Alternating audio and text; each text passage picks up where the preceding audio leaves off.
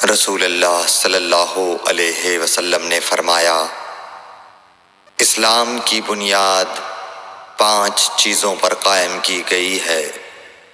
اول، گواہی دینا کہ اللہ کے سوا کوئی معبود نہیں اور بے شک حضرت محمد صلی اللہ علیہ وسلم اللہ کے سچے رسول ہیں، اور نماز قائم کرنا اور زکوٰۃ ادا کرنا اور حج کرنا اور رمضان کے روزے رکھنا۔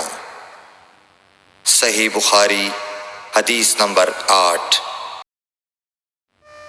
نبی کریم صلی اللہ علیہ وآلہ وسلم نے فرمایا کہ ایمان کی 60 سے کچھ اوپر شاخیں ہیں، اور حیا شرم بھی ایمان کی ایک شاخ ہے۔ صحیح بخاری حدیث نمبر 9۔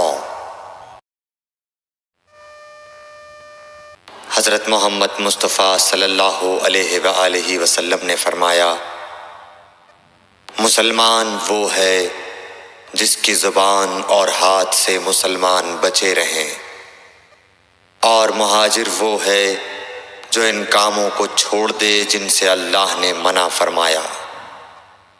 صحیح بخاری حدیث نمبر 10۔